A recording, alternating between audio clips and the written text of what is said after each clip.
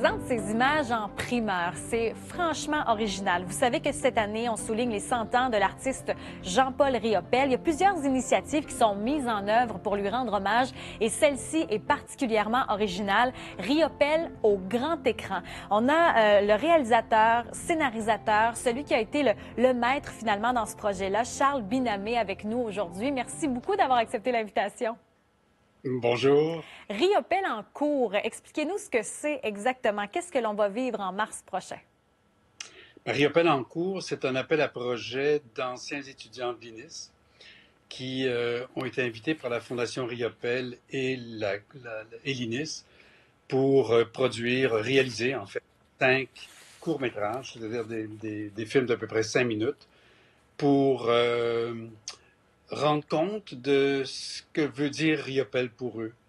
Donc, ça a été une aventure assez formidable où 5 élus, finalement, parce qu'on a fait un jury de sélection, ont pu y aller de leur imaginaire et de leur désir de rendre compte de ce que Riopelle signifiait pour eux aujourd'hui. Et c'est quoi les thèmes qui sont sortis? Qu'est-ce qu'on retient finalement 100 ans plus tard de ce grand artiste? C'est vraiment intéressant parce que une des directives, c'était de leur demander de ne pas utiliser les œuvres de Riopelle, c'est-à-dire de vraiment essayer de filtrer Riopelle, ce qui signifiait pour eux. Et je pense que le thème dominant, et je pense qu'il parcourt tous les films, c'est celui de la liberté, de la grande liberté, de l'indépendance d'esprit, de l'indépendance de l'imaginaire. Et ils sont partis chacun avec cette notion-là d'essayer de trouver en eux ce que ça voulait dire la liberté.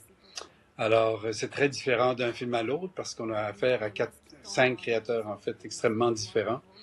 On a toute une panoplie d'images, d'inspiration qui tiennent à ce qu'ils sont eux, là où ils ont des blocages, là où ils ont envie de dire quelque chose.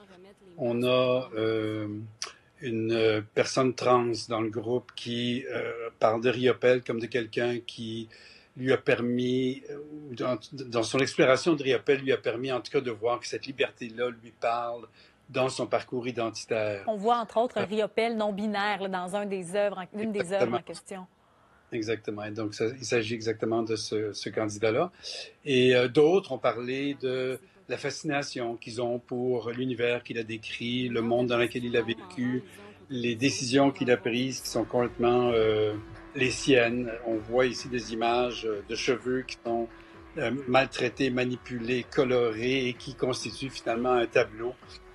C'est un peu la reprise d'une idée d'une colère intérieure ou en tout cas d'un trop qu'on voyait sur les tableaux de Riopelle, évidemment, et que cet artiste-là, Héloïse Barguin, a décidé de mettre en image de cette façon-là. Donc, on a affaire à des propositions extrêmement originales, tout à fait singulières, rien de ce qu'on attendrait d'un documentaire à proprement parler de Riopelle. Mais c'est fascinant parce que c'est comme un carottage, disons, dans la génération des milléniums. Oui, c'est intéressant. Et c'est vraiment intéressant. Certains d'entre eux le connaissaient de nom, mais ne connaissaient pas son œuvre. Et donc, ils sont investis de quelque chose qui leur appartient. Et donc, 100 ans plus tard, on a vraiment un coup de sonde dans ce que veut dire Riopelle pour cette génération montante. On voit même dans les matériaux qui sont très différents, de la projection des cheveux, des ongles. Les textures sont fort variées. Est-ce que, à travers ce processus de création-là, vous en avez appris davantage sur le peintre en question? J'en ai appris sur ce qu'il veut dire. En fait, moi, j'ai un passé, je dirais, avec Riopelle parce que je l'ai suivi. Je l'ai pas connu, mais je l'ai suivi. J'étais à 1 degré de séparation avec un ami de lui qui m'en parlait. J'ai vu ses œuvres, j'ai vu ses rétrospectives. Donc, j'en ai même eu chez moi à un moment donné des gravures. C'est un peintre que j'aime beaucoup. Donc, c'est un signifiant pour moi qui est très, très présent. Mais là, j'ai découvert autre chose. En fait, j'ai découvert, je dirais, le résidu.